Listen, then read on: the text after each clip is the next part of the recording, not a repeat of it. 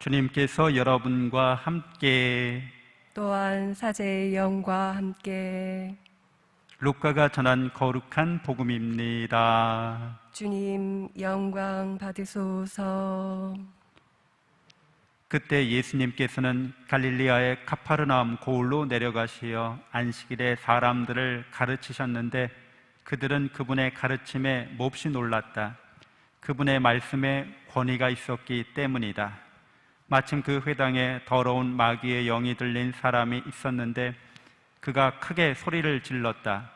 아, 나자렛 사람 예수님, 당신께서 저희와 무슨 상관이 있습니까?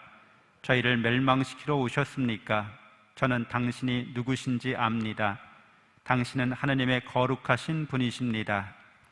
예수님께서 그에게 조용히 하여라, 그 사람에게서 나가라 하고 꾸짖으시니 마귀는 그를 사람들 한가운데 내동댕이 치기는 하였지만 아무런 해도 끼치지 못하고 그에게서 나갔다. 그러자 모든 사람이 몹시 놀라 이게 대체 어떤 말씀인가?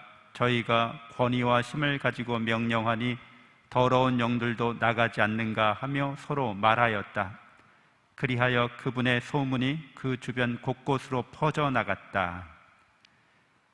주님의 말씀입니다. 그리스도님 찬미합니다. 참 예수님, 찬미 예수님 하나님의 복동이 사랑합니다. 사랑합니다. 네, 오늘 더러운 마귀의 영이 들린 사람이 등장합니다. 성경에서 마귀를 말할 때 더러운 영이라는 표현을 많이 합니다. 자주 그렇게 표현되죠. 더러운 영이 들렸다고 말하는 것은 영적인 존재인데 그 영적인 존재가 본래 하느님을 닮은 존재를 말하는 거죠. 하느님은 영이시기 때문에 모든 영적인 존재들은 하느님 사랑에 의해서 창조된 영들이고 그래서 하느님을 닮은 영들인 거죠. 이 영은 하느님을 닮았기 때문에 이 영적인 존재들은 자유의지를 지니고 있는 거죠. 그래서 하느님께서 사랑으로 당신을 닮도록 영적인 존재, 천사들 이런 존재들을 창조하셨고 이렇게 하느님의 사랑으로 창조된 존재들은 자유롭게 하느님을 사랑해야 하는 존재들인 거죠. 그러니까 하느님을 사랑하든지 안 하든지 그 선택을 할 수 있는 존재라는 거잖아요. 자유라는 게 그런 거니까 선택의 자유가 있다는 겁니다. 그래야만 사랑이 가능하기도 하죠. 사랑이 성립되는 거죠. 너는 어쩔 수 없이 나를 사랑해야 돼. 그거는 사랑이 아니잖아요. 강요지, 억압이지. 그 영적인 존재들은 선택의 자유를 지닙니다. 하느님께서 그렇게 해주신 거죠. 그래서 사랑은 모험이기도 합니다. 이 모험이라는 거예요. 그냥 정해진 대로 본능적으로 기계적으로 이렇게 작동되는 게 아니라 잘 알고 선택하고 결정 내리고 자신의 사랑을 펼쳐나가는 거죠. 근데 더러운 영이라고 하는 존재들은 하느님을 사랑하지 않기로 선택하고 결정 내렸다는 겁니다. 되돌이킬 수 없는 결정이라고도 하는데요. 근데 이렇게 하느님을 잘 알면서도 어떻게 감히 이런 결정을 내릴 수 있죠? 신비죠. 악의 신비라고 하는데 저희를 멸망시키러 오셨습니까? 하느님, 이 마귀 들린 사람이 그 더러운 영이 이야기하는 거죠. 저희를 멸망시키러 오셨습니까? 근데 사실 이게 가장 두려워하는 거죠. 내가 하나님을 사랑하지 않기로 선택하고 결정했기 때문에 나름대로 그 사랑에, 그러니까 하느님을 사랑하지 않고 다른 걸 사랑하고 있다는 것이죠. 다른 사랑을 선택했다는 거예요. 아주 완전히 결정적으로. 그래서 여러분이 잘 아시는 것처럼 사랑에는 쾌락이 따릅니다. 즐거움이 따른다는 거예요. 근데 지금 보시다시피 이 더러운 영은 다른 사람을 괴롭히는 데서 즐거움을 느낍니다. 근데 이 즐거움을 내가 멸망하면 누릴 수가 없잖아요. 저희를 멸망시키러 오셨습니까? 라고 이야기하는 것이 가장 큰 두려움이라는 거죠. 하나님께서 당신이 사랑으로 창조하신 존재를 멸망시켜버리면 사랑에 위배되잖아요.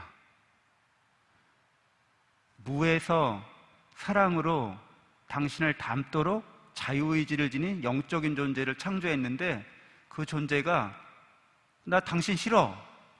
그리고 하느님 말고 다른 대상을, 자기 자신이겠죠. 근데 이게 모순이죠. 자기 자신이라고 하는 것은 스스로 있는 존재가 아니라 하나님의 사랑으로, 은총으로 이렇게 존재하고 있는 건데 자기 자신을 더 사랑하겠다는 거예요. 이 모순된 일이긴 하지만 이런 선택을 했기 때문에 하나님께서는 이 존재를 멸망시키지 않으신다는 것을 알고 있는 거죠. 그래서 이렇게 과감하게 하나님을 사랑하지 않기로 결정 내려버리는 거죠. 거기에는 쾌락이 있기 때문에. 우리가 볼 때는 이건 쾌락이 아니죠. 그러니까 참된 사랑도 아니고 참된 기쁨이 아닌 거예요.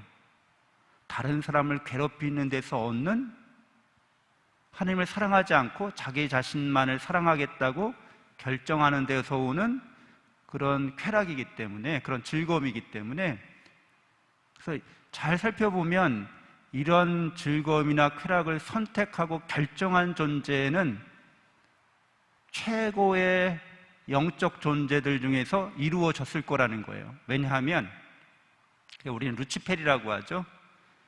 그런 존재가 그런 선택과 결정을 내릴 때 그 존재만 지옥에서 가장 왕노릇할 수 있기 때문에, 다른 존재들은 다 괴롭힘을 받는 존재들인 거예요. 근데 자기 자신을 괴롭힐 수 있는 존재는 없는 거죠. 그게 자기가 지옥에서 왕노릇한다고 이렇게 주장하는 겁니다. 저는 당신이 누구신지 압니다. 이렇게 얘기하고 있는 거죠. 당당하게. 그래서 이러한 지옥이라고 하는 현상, 회개하지 않는 영적인 존재들에 관한 이야기는 악의 신비라고 교회가 가르치고 있는데, 사실 지옥에서 왕노릇하는 것은 이 루치펠이 아닌 거죠. 지옥은 하느님 바깥에 있을 수가 없는 거잖아요. 지옥이라는 데가 하느님 바깥에 따로 뭐 있는 데가 아니에요. 하느님의 사랑과 은총 안에서 지옥도 있는 겁니다. 놀랍게도. 그러니까 거기서 왕노릇한다고 하는 것이 사실 불가능한 거죠. 하느님의 지배와 통치를 받습니다. 예수님께서 죽으시고 저승에 가시오 라고 표현되어 있는데 지옥에 가셨다는 말이에요. 지옥에 가셔서 갇혀있던 사람들을 모두 해방시키시기 위하여 지옥의 문을 깨뜨리신 거죠. 그 지옥은 늘 하느님에 의해서 침투되고 하느님에 의해서 지배되고 다스려집니다. 근데 사탄만 자기 혼자 거기서 왕노릇하고 있다고 착각하고 있는 거죠. 그런 모순이 악의 신비로 그렇게 펼쳐지고 있습니다. 그래서 여러분들도 살아가면서 결정을 내리셔야 되잖아요. 이 길로 갈 건지 저 길로 갈 건지, 이렇게 갈림길에서 어느 길로, 한쪽 길로 가셔야 되는 거죠. 이 사람을 사랑할지 저 사람과 사랑해서 결혼할지, 두 사람 중에 이제 한 사람을 선택해야 되는 거죠. 선택을 안 하고 있으면 어장관리라고 하죠. 이렇게 양다리 걸친다고 하죠. 그러면은 굉장히 좋을 것 같지만 실제로는 그렇게 해보면, 저는 안 해봐서 몰라요. 그렇게 해보면 굉장히 갈등이 많이 생기게 되고 불안하게 됩니다.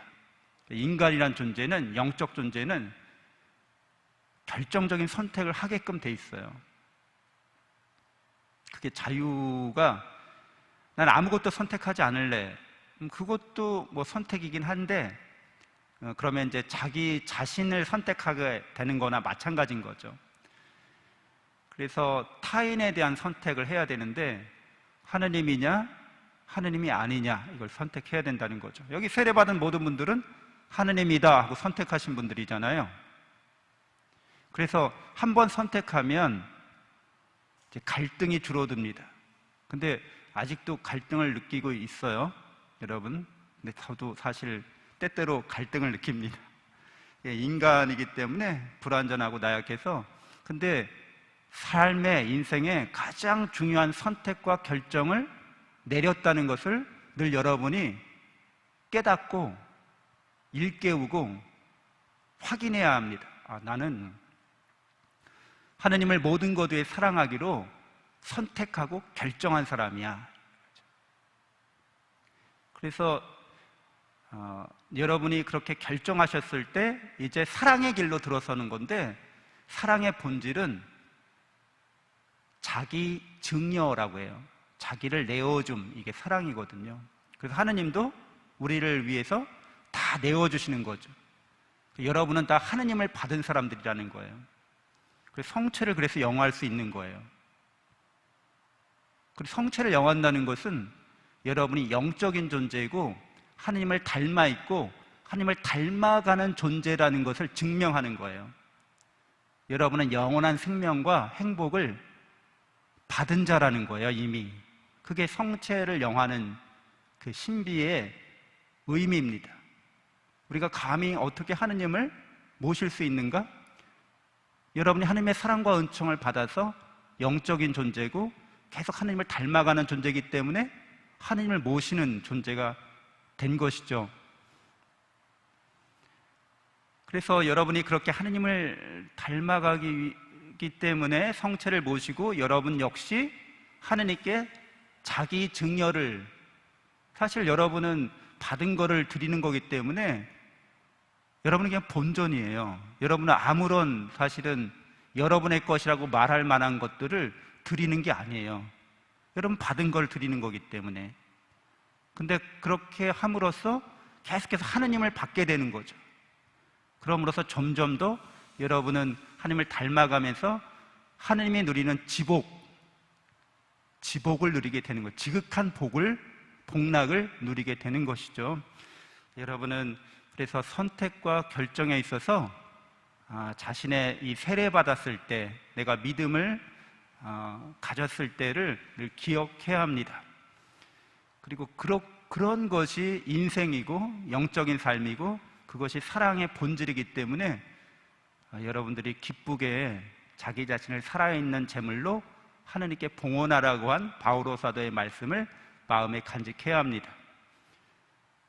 여러분이 기도하기 어려워요, 이렇게 봉헌금 낼 때 갈등이 많아요, 교무금 낼 때 얼마를 책정해야 될지 좀 여러 가지로 신경이 많이 쓰여요.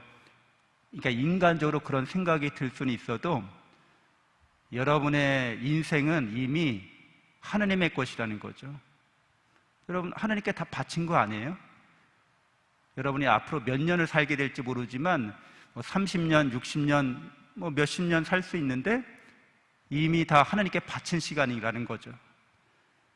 그래서 그 시간 중에 내가 특별히 하루에 1시간, 하루에 30분, 하루에 20분은 하느님에게만 드릴래요.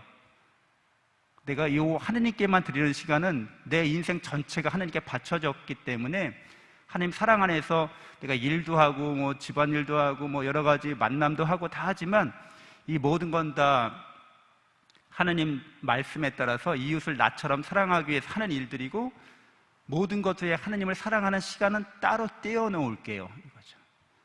하나님이 저에게 주신 모든 재산의 관리인인데 내가 하나님께 모든 것을 다 봉헌하고 바쳤다는 그런 순수하게 사랑으로 그렇게 했다는 증거로서 제 재산에, 제 월급에 이거는 먼저 하나님께 드립니다.